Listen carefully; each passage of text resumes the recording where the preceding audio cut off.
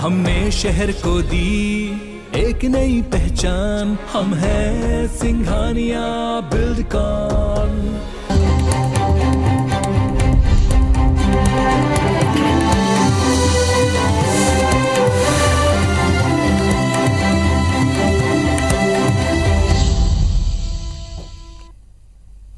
नमस्कार, स्वागत है आप सबका। मैं हूं पुनीत पाठक और मध्य प्रदेश की दिन की बड़ी खबरें विस्तार से जानते हैं। सबसे पहले एक अहम खबर के साथ बुलेटिन की शुरुआत करें। इनकम टैक्स डिपार्टमेंट ने भोपाल के उद्योगपति नवाब रजा के संस्थान पर छापा मारा। नवाब रजा महाकौशल शुगर मिल के मालिक हैं। आईटी टीम ने नवाब रजा के घर के साथ त्रिलंगा के इको सिटी स्थित दफ्तर और नेहरू नगर स्थित ऑफिस में एक साथ कार्रवाई की। आयकर अधिकारी ने आधा दर्जन गाड़ियों में सवार होकर आधी रात नवाब रजा के ठिकानों पर दबिश दी। जानकारी के मुताबिक आयकर विभाग को कर चोरी की लंबे वक्त से शिकायतें मिल रही थीं। आयकर विभाग के अधिकारी दस्तावेज खंगाल रहे हैं। आयकर की टीम ने जबलपुर के कटंगा स्थित LPR कॉलोनी और नरसिंहपुर स्थित शुगर मिल में कार्रवाई की। विभाग ने जबलपुर में शक्कर कारोबारी भरत चिनानी और सुरेश हथवानी के 10 से अधिक ठिकानों पर दबिश दी है। विभाग की टीम ने दोनों थोक व्यापारियों के घर और अलग अलग दफ्तरों पर छापामार कार्रवाई कर कई दस्तावेज जब्त कर लिए हैं। फिलहाल आईटी की कार्रवाई जारी है। जांच के बाद ही बेनामी कारोबार कितने का था, ये खुलासा किया जाएगा। भोपाल में इस कार्रवाई का जायजा लिया हमारे सहयोगी सत्येंद्र ने। मध्य प्रदेश के उद्योगपति हैं सैयद नवाब रजा, उनके यहाँ पर आईटी की रेड पड़ी है। आईटी की कार्रवाई बताते हैं कि कई महीनों से आईटी को इनकम टैक्स विभाग को सूचना मिल रही थी कि कई जो है लाखों रुपए हैं उनकी इनकम टैक्स के जो चुराए गए थे, उसको चलते इनकम टैक्स ने इनके यहाँ सुबह 6 बजे गाड़ियों में भरकर अधिकारी पहुंचे थे। अधिकारियों ने ये कार्रवाई इनके कई जगह पर कार्रवाई की है। जबलपुर और नरसिंहपुर में जो इनका शुगर मिल है वहाँ पर अभी कार्रवाई जारी है। उनके साथ ही कई भोपाल के 3 ठिकाने हैं। इनका जो मकान है, ये मकान की तस्वीरें हैं जो हम आपको दिखा रहे हैं। इनके मकान के साथ ही इनके जो आकृति इको सिटी में इनकी ऑफिस है एक उसमें, और दूसरी ऑफिस इनकी नेहरू नगर जो रजा बिला करके है, वहां पर भी आईटी की कार्रवाई भी जारी है। सैयद नवाब रजा का मकान है, ये तस्वीरों के माध्यम से आप देख सकते हैं।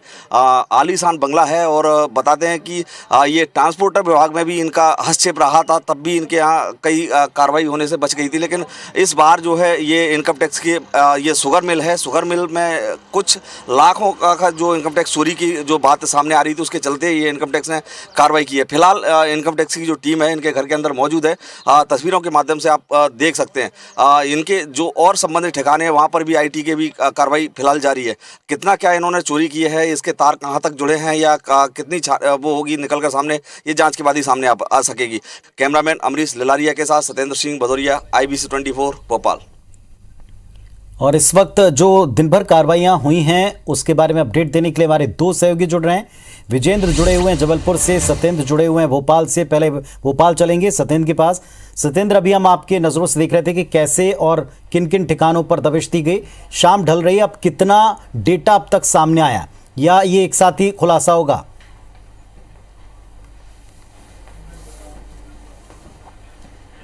देखिए पुनीत, ये आईटी की जो टीम है इसने एक साथ जो है कई जो शुगर मिल के महाकौशल शुगर मिल के मालिक हैं जो नवाब रजा, इनके कई संस्थानों पर एक साथ छापामार कार्रवाई की थी। बता दें पहले, सबसे पहले जो इनकी जो टीम है, सबसे पहले इनके नवाब रजा के घर पर आधी रात को करीब 2:30-3 बजे इनके घर पर दस्तक दी और उसके बाद जो इनके संस्थान है इको सिटी और नेहरू नगर में, इन दोनों दफ्तरों में इनकी टीम पहुँची। इसके बाद जो है नरसिंहपुर और जबलपुर में इनकी आयकर विभाग की टीम पहुँची है। फिलहाल अभी ये कहा जा सकता है कि इन्होंने कितनी जो है कर चोरी की है, बेनामी संपत्ति कितनी है या बेनामी इन्होंने कितना जो कर चोरी किया हुआ है, इसका खुलासा जांच के बाद ही सामने आ सकेगा। फिलहाल जो है आयकर की जो टीमें हैं वो इनके तीनों जो ठिकाने हैं भोपाल में, उन तीनों ठिकानों पर इनकी कार्रवाई भी जारी है। और दस्तावेज उन्होंने कुछ दस्तावेज जब्त किए हैं, तीनों जगह से जो मिले हैं उनकी छानबीन अभी चल रही है। लेकिन आईटी सूत्रों की माना है कि इन्होंने कई करोड़ों रुपए की कर चोरी की है, जिसकी शिकायत आईटी विभाग को मिली थी और कई महीनों से इसकी पड़ताल चल रही थी। उसके बाद ये आईटी की टीम सारथी ट्रेवल्स के कुछ गाड़ियां हायर करके, कई दर्जनों गाड़ियां हायर करके इनके घर पर आधी रात को पहुंची और अंदर से बंगले को सील कर लिया गया और बाहर किसी को नहीं जाने दिया और ये कार्रवाई शुरू कर दी गई। इसके साथ ही इनका जो नेहरू नगर स्थित रजा बिला करके एक दफ्तर है, वहां पर भी आईटी की टीम कार्रवाई जारी है। और तीसरा जो ठिकाना है इनका इको सिटी, वहां भी आईटी की टीम छापेमार कार्रवाई में अभी अंजाम दे रही है। फिलहाल अभी ये कहना मुनासिब नहीं होगा कि इनके यहाँ से कितनी बेनामी या कितना कर चोरी की है, ये खुलासा नहीं हो सका है। लेकिन जब तक ये पूरी कार्रवाई होने के बाद ही IT विभाग का ये खुलासा सामने आएगा कि इन्होंने कितनी कर चोरी की है। फिलहाल जो है इनकी IT विभाग की कार्रवाई भी जारी है। जी चलिए विजेंद्र के पास चलते हैं। जबलपुर, जिन 3 शहरों में दायरा फैला दिखा है जांच का, कार्रवाई का, दबिश का, उनमें से एक जबलपुर भी। विजेंद्र बताएं जबलपुर से क्या अपडेट मिला है? जी हाँ पुनीत, जबलपुर में भी नवाब रजा और महाकौशल शुगर मिल से जुड़े हुए व्यापारियों के घर इनकम टैक्स की दबिश दी गई। लगातार विभाग की ओर से छापामार कार्रवाई की गई और जबलपुर में 2 बड़े शक्कर के थोक कारोबारी हैं, भरत चिमनानी और सुरेश हथनानी। इनके 10 से ज़्यादा ठिकानों पर आयकर विभाग की ओर से लगातार सर्चिंग ऑपरेशन चलाया गया, सर्च किया गया, दबिश दी गई और इस दौरान बहुत से दस्तावेज जो हैं वो जब्त किए गए हैं। जो महत्वपूर्ण बात आज दिन भर की इस कार्रवाई के दौरान सामने आई है कि ये दोनों ही थोक कारोबारी अपने कर्मचारियों के नाम पर बैंक खाते संचालित करते थे और अपने कर्मचारियों के बैंक खातों के ज़रिए ये करोड़ों का ट्रांजैक्शन जो है वो दिखाते थे और दूसरे के नाम पर इस तरह से कारोबार करके बड़ी तादाद में टैक्स की चोरी भी इन्होंने की है। हालांकि जो महाकौशल शुगर मिल और नवाब रजा के पर इनकम टैक्स की जो कार्रवाई जारी है उससे जो इनपुट मिले हुए हैं उसके आधार पर जबलपुर के थोक शक्कर कारोबारियों के भी वो तमाम जो लिंक है वो जोड़े जा रहे हैं और माना जा रहा है कि कोई बड़ा खुलासा टैक्स चोरी को लेकर हो सकता है। लेकिन फ़िलहाल अब तक इतना साफ है कि टैक्स चोरी शुरुआत में तो उजागर हुई है, साथ ही साथ एक जो बड़ी अनियमितता है वो यही है कि कर्मचारियों के नाम पर बैंक खातों का संचालन करना, उसमें टैक्स छुपाते हुए, चोरी करते हुए ट्रांजैक्शन करोड़ों का करना, दूसरे के नाम पर व्यापार करना, ये अनियमितताएं हैं जो प्राइमा फेसाई पाली गई हैं इनकम टैक्स विभाग की ओर से। हालांकि ये कार्रवाई अब भी जारी है और सर्चिंग ऑपरेशन जो है इनकम टैक्स की जो इन्वेस्टिगेशन विंग है उसकी ओर से लगातार किया जा रहा है और माना जा रहा है कि पूरा ये सर्च ऑपरेशन पूरा होने के बाद कोई बड़ा खुलासा हो सकता है। लेकिन इतना साफ है कि नवाब रजा पर जो कार्रवाई हो रही है, महाकौशल शुगर मिल पर जो कार्रवाई हो रही है, उससे ही ये पूरा मसला लिंक है और बड़े थोक कारोबारी जो सीधे तौर पर शुगर मिल से जुड़े हुए थे वो भी कहीं ना कहीं इन अनियमितताओं में शामिल थे। फौरी तौर पर जो अनियमितताएं सामने आई हैं, लेकिन माना जा रहा है कि इन्वेस्टिगेशन विंग जब अपनी जांच पूरी कर लेगी तो उसके बाद टैक्स चोरी को लेकर कोई बड़ा खुलासा भी यहाँ पर हो सकता है। फिलहाल बेनामी कारोबार के मामले पर एक खुलासा होता नजर आ रहा है। पुनीत, चलिए बहुत शुक्रिया आप दोनों का इस पूरी डिटेल, पूरी जानकारी के लिए। तो 3 शहरों में अलग अलग ठिकानों पर दबिश दी गई है और अभी सारे डेटा को इकट्ठा किया जा रहा, बाद में एक साथ खुलासा होगा। मुख्यमंत्री शिवराज सिंह चौहान ने इंदौर को 100 करोड़ रुपए के विकास कार्यों की सौगात दी है। सरवटे बस स्टैंड परिसर में हुए कार्यक्रम में मंत्री तुलसीराम सिलावट, विधायक रमेश मेंदोला, महेंद्र आर्डिया, आकाश विजयवर्गीय शामिल हुए। इस कार्यक्रम में मुख्यमंत्री शिवराज सिंह चौहान भोपाल से, सांसद शंकर लालवानी दिल्ली से वर्चुअली जुड़े। मुख्यमंत्री ने 14 करोड़ 80 लाख रुपए की लागत से नवनिर्मित सरवटे बस स्टैंड का लोकार्पण किया, जिसमें अत्याधुनिक सुविधाओं के साथ ही यात्रियों के लिए कई सुविधाएं जुटाई गई। इसके साथ ही मुख्यमंत्री ने इंदौर में स्वच्छ भारत मिशन और वाटर प्लस की दिशा में 80 करोड़ रुपए लागत के 2 सीवरेज ट्रीटमेंट प्लांट का लोकार्पण किया। 300 जगहों से 3000 साइकिल को किराए पर देने की योजना की शुरुआत की। योजना का संचालन PPP मोड में होगा।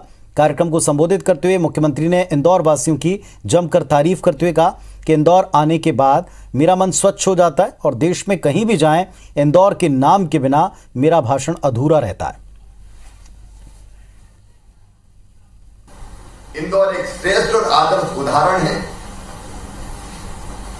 जनप्रतिनिधि, प्रशासन और जनता तीनों के साथ मिलकर काम करने। आजकल मैं ये कहता हूं इंदौर मॉडल लागू करो, इंदौर की तरह काम करो। ये प्रकाश सोनकर जी इस क्षेत्र में ही जन्मे हैं, यहाँ के कद्दावर नेता रहे हैं, इसलिए मैंने माननीय मुख्यमंत्री जी से ये मांग रखी कि सरवटे बस स्टैंड पे एक मूर्ति प्रकाश सोनकर जी की भी लगाई जाए। शिवराज जी जो कि मध्य प्रदेश के विकास और प्रगति में एक नया इतिहास उनके नेतृत्व में लिखना है और ये सपनों के शहर को कार में परिणित कर ये सौगात उसी बात की एक विकास और प्रगति की बुनियाद है। भोपाल में बीजेपी नेताओं के बाद आज कांग्रेसियों ने भी द कश्मीर फाइल्स फिल्म को देख लिया है। पूर्व मंत्री और भोपाल से विधायक PC शर्मा ने 50 टिकट बुक किए। खास बात यह रही कि PC शर्मा प्रधानमंत्री मोदी, पूर्व प्रधानमंत्री अटल बिहारी वाजपेयी, लाल कृष्ण आडवाणी और पूर्व प्रधानमंत्री वीपी सिंह के पोस्टर लेकर फिल्म देखने पहुंचे। कश्मीरी पंडितों के पलायन पर बनी इस फिल्म पर प्रतिक्रिया देते हुए पीसी शर्मा ने कहा कि जब कश्मीरी पंडितों का नरसंहार हो रहा था तब बीजेपी के सांसदों ने वीपी सिंह की सरकार को अपना समर्थन दिया था, लेकिन फिल्म में ये हकीकत कहीं नहीं दिखाई। पीसी शर्मा ने मोदी सरकार से कश्मीरी पंडितों को न्याय दिलाने की मांग की है। मध्य प्रदेश सरकार के चिकित्सा शिक्षा मंत्री विश्वास सारंग ने इस पर पलटवार करते हुए कहा, कांग्रेस देर से आई पर दुरुस्त आई। ये भी कहा कि कश्मीरी पंडितों का नरसंहार और पलायन नेहरू की गलत नीतियों की वजह से हुआ। 19 जनवरी 90 में ये पलायन और सब हुआ कश्मीरी पंडितों का वहाँ पे। तो उल्लेखनीय है कि सरकार थी BJP supported, VP Singh ji प्रधानमंत्री थे। चलिए देर आए दुरुस्त आए कि पिक्चर देखने के बाद इस बात का खेद जरूर कांग्रेस व्यक्त करे कि कांग्रेस की गलत नीतियों के कारण, नेहरू परिवार की हठधर्मिता के कारण, धारा 370 के कारण जो कश्मीर के हालात बिगड़े हैं उसके प्रति भी कांग्रेस के नेताओं को खेद व्यक्त करना चाहिए। बीजेपी के राष्ट्रीय महासचिव कैलाश विजयवर्गीय ने इंदौर में किन्नर समाज अनाथ आश्रम के बच्चों और बुजुर्गों के साथ शहर के मल्हार मेगा मॉल में कश्मीरी पंडितों के पलायन पर बनी फिल्म द कश्मीर फाइल्स को देखा। फिल्म दिखाने के लिए पूरा थिएटर बुक कराया गया था। इस दौरान फिल्म के डायरेक्टर विवेक अग्निहोत्री से वीडियो कॉल के जरिए चर्चा की। इतना ही नहीं, किन्नर समाज के लोगों से भी उनकी बात करवाई। इस दौरान समाज के लोगों ने उन्हें फिल्म को लेकर शुभकामनाएं दी। फिल्म देखने के बाद विजयवर्गीय ने मध्य प्रदेश के आईएएस अफसर नियाज खान के विवादित ट्वीट को लेकर कहा कि इस देश में सभी को बोलने की आज़ादी है, लेकिन ये भी सोचना ज़रूरी है कि देश हित में कौन बोल रहा है। कांग्रेस के कश्मीर फाइल्स के विरोध में बयान पर विजयवर्गीय ने पलटवार करते हुए कहा कि अकेले में फिल्म देखकर इसे अच्छी फिल्म बता रहे हैं, लेकिन सबके सामने से पल्ला भी झाड़ते हैं। हमारे यहाँ बोलने की स्वतंत्रता है, पर एक बात का ध्यान रखना चाहिए कि देश हित किस में है, उसकी चिंता करना चाहिए, बाकी सब ठीक है। हम लोग पिक्चर देखने के, मूवी देखने के लिए सब आए हैं। हम लोग 100 से करीब लोग हैं और हमें कैलाश जी ने निमंत्रण दिया है। कैलाश जी ने बुलाए, वो हमारे भाई है। उन्होंने हमारे बारे में इतना अच्छा सोचा, हमको इस मूवी के लायक समझा, हमको इस मूवी देखने के लिए बुलाया। हम सब उनकी आवाज़ पे चले आए हैं। मध्य प्रदेश सरकार ने मार्च 2022 से सरकारी कर्मचारियों को 11% महंगाई भत्ता बढ़ाने के आदेश जारी कर दिए हैं। इस संबंध में वित्त विभाग ने आदेश दे दिया। सीएम शिवराज सिंह चौहान ने अपने जन्मदिन पर प्रदेश के 4.5 लाख कर्मचारियों का महंगाई भत्ता 11% बढ़ाते हुए 31% करने की घोषणा की थी। ये भी कहा था कि अप्रैल की सैलरी में कर्मचारियों को बढ़ी हुई राशि मिलेगी। इसके बाद विधानसभा बजट सत्र और कैबिनेट की मीटिंग में भी इसे अनुमोदित किया गया था।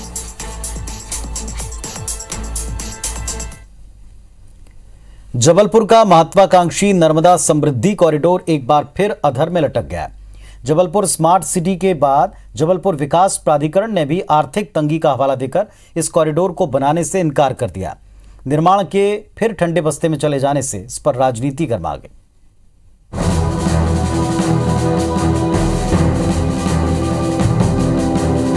गुजरात के साबरमती रिवर फ्रंट की तर्ज पर जबलपुर में नर्मदा समृद्धि कॉरिडोर प्रोजेक्ट अफसरों की मनमानी की भेंट चढ़ रहा है। बरसों से लंबित इस योजना में अचानक बदलाव कर दिया गया। एसी दफ्तरों में बैठे अधिकारियों ने नर्मदा समृद्धि कॉरिडोर के नाम से जाने जाने वाले तिलवारा घाट भटौली बाईपास की चौड़ाई 60 मीटर से घटाकर आधी यानी 30 मीटर कर दी। इसके बाद 260 करोड़ रुपए की लागत से इसे जबलपुर स्मार्ट सिटी द्वारा बनाना तय किया गया, लेकिन भारी भरकम राशि न होने का हवाला देकर जबलपुर स्मार्ट सिटी ने इसे बनाने से अपने हाथ खड़े कर दिए। ऐसे में ये प्रोजेक्ट जबलपुर विकास प्राधिकरण को ट्रांसफर कर दिया गया, लेकिन अब जेडीए भी बैकफुट पर है। दरअसल नर्मदा नदी के महत्व और भविष्य में जबलपुर के समग्र विकास, सुगम यातायात के लिए 4 दशक पहले जबलपुर के पहले मास्टर प्लान में नर्मदा समृद्धि कॉरिडोर का प्रावधान किया गया था, जिसके मुताबिक तिलवारा घाट से भटौली के बीच 60 मीटर चौड़ा मार्ग बनाया जाना था, जो जबलपुर को रायपुर और नागपुर से जोड़ने वाले 2 नेशनल हाईवे को आपस में जोड़ दे।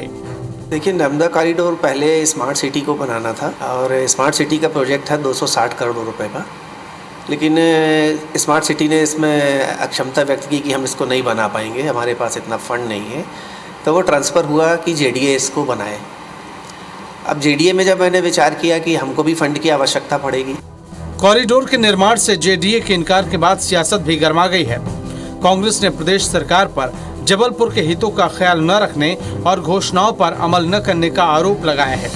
वहीं अफसर भी ये बता पाने की हालत में नहीं है कि जेडीए के इनकार के बाद कॉरिडोर बन भी पाएगा या नहीं। समृद्धि कॉरिडोर की है, नर्मदा जी के किनारे पहले 60 मीटर की बननी थी, फिर 30 मीटर की बननी थी। आप रोज अपनी बात को बदलते हैं। आप कहते हैं कि स्मार्ट सिटी इसको बनाएगा, स्मार्ट सिटी कहता हमारे पास पैसा नहीं है, हम नहीं बना पाएंगे। आपने जेडीए को नोटिफिकेशन कर दिया, जेडीए कहता है कि हम इसको नहीं बना पाएंगे, हमारे पास पैसा नहीं है। मिला जुलाकर सिर्फ बात यह है कि आप जब किसी कार्य को करना ही नहीं चाहते हैं तो उस कार्य की घोषणा करते क्यों हैं? अब ये बात हम नहीं कह सकते कि बनेगा कि नहीं बनेगा। फिलहाल हम सक्षम नहीं है इन कारणों से, इसलिए हमने बोर्ड ऑफ डायरेक्टर के समक्ष ये प्रस्ताव रखा था। उन्होंने स्वीकार किया कि यहाँ जबलपुर विकास प्राधिकरण इसे नहीं बना सकता। दरअसल फाइलों में बंद नर्मदा समृद्धि कॉरिडोर का निर्माण करीब 2386 एकड़ जमीन में होना है, जिसके लिए 655 एकड़ सरकारी जमीन का अधिग्रहण किया जाना है। कॉरिडोर का विकसित क्षेत्र 421 एकड़ में होना है और नर्मदा से लगी 300 मीटर तक चौड़ाई में 610 एकड़ जमीन पर आरक्षित ग्रीन एरिया विकसित होना है, जिसमें पैदल यात्रियों के लिए पाथवे और साइकिल ट्रैक का निर्माण भी प्रस्तावित है। नर्मदा समृद्धि कॉरिडोर का निर्माण पर्यावरण संरक्षण और शहरी विकास की दिशा में अहम कदम था, लेकिन जरूरी बजट का रोना इसके निर्माण में रोड़े अटका रहा है। विजेंद्र पांडे, IBC 24, जबलपुर। मध्य प्रदेश और यूपी की अहम परियोजना केन बेतवा के पहले चरण को पर्यावरणीय मंजूरी मिल गई है, तो वहीं दूसरे चरण की प्रक्रिया जारी है। अब पहले चरण में पन्ना और छतरपुर जिले की सीमा पर ढोढन बांध बनाया जाएगा। अधिकारियों ने बताया कि नदी जोड़ो प्रोजेक्ट के तहत केन बेतवा लिंक परियोजना पर काम किया जा रहा है, जिससे उत्तर प्रदेश और मध्य प्रदेश को लाभ होगा। मध्य प्रदेश में इस परियोजना के तहत कुल 7 बांधों का निर्माण होगा।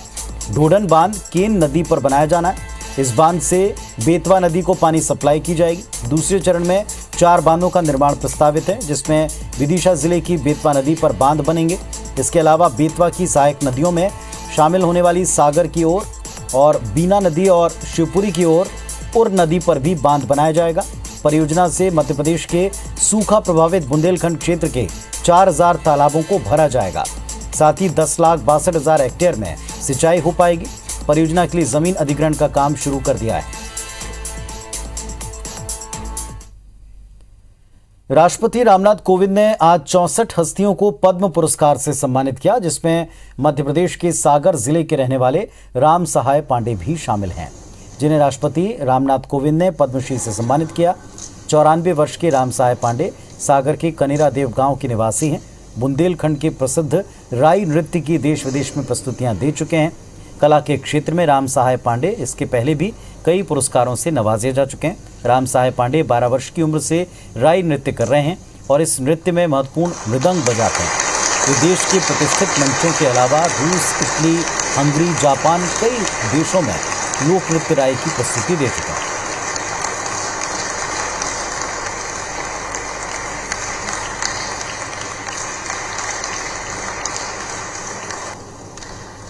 चलिए अब देखते हैं बिग न्यूज। पुष्कर सिंह धामी एक बार फिर से उत्तराखंड के मुख्यमंत्री बनेंगे। भाजपा विधायकों की बैठक में सर्वसम्मति से उन्हें विधायक दल का नेता चुना गया।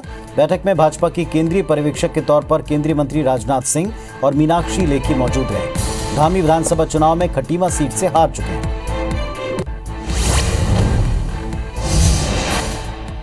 मणिपुर में बीरेन सिंह ने इम्फाल में आज दूसरी बार सीएम पद की शपथ ली। बीरेन को मणिपुर बीजेपी विधायक दल की बैठक में सर्वसम्मति से राज्य का सीएम चुना गया था।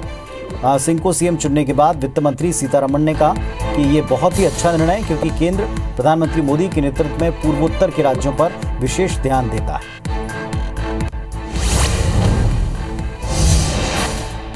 कांग्रेस अध्यक्ष सोनिया गांधी कल दिल्ली में अपने आवास पर हिमाचल प्रदेश के पार्टी नेताओं से मुलाकात करेंगी। इस साल हिमाचल प्रदेश में विधानसभा चुनाव है। इस चुनावी मैदान में उतरने के लिए कांग्रेस ने अभी से तैयारी तेज कर दी।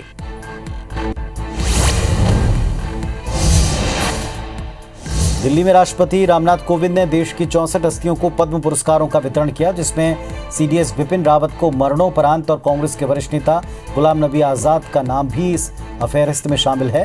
जनरल बिपिन रावत की बेटी कृतिका और तारिणी ने इस पुरस्कार को ग्रहण किया।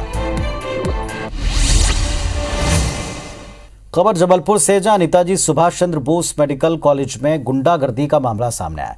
निजी एम्बुलेंस संचालकों ने मरीज के परिजनों को सस्ते में एम्बुलेंस मुहैया कराने को लेकर महिला मरीज और उसके बेटे से मारपीट की, जिसमें महिला मरीज की मौत हो गई। 50 साल की फूलाबाई अपने इलाज के लिए अस्पताल के वार्ड नंबर 16 में भर्ती थी। उनके बेटे ने इसी वार्ड में भर्ती एक मरीज के परिजन को सस्ते दाम पर एम्बुलेंस की सुविधा मुहैया कराई। इस बात से अस्पताल के निजी एम्बुलेंस चालक और वार्ड बॉय नाराज हो गए। बीती रात को वार्ड के अंदर घुसकर फूलाबाई और उसके बेटे से मारपीट तक की, जिसमें फूलाबाई की मृत्यु हो गई, जबकि उसका बेटा गंभीर रूप से घायल है।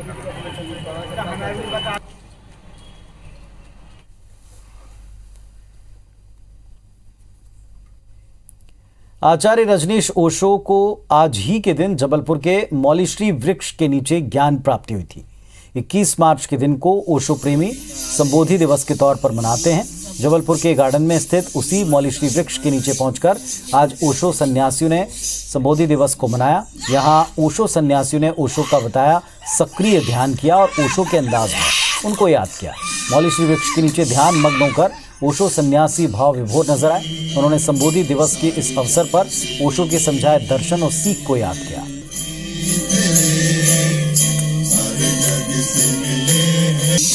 इस श्वास के साथ ओशो हमारे भीतर आ रहे हैं और भीतर सब अपनी मान्यताएं धारणाएं को मिटने दे, अपने अहंकार को।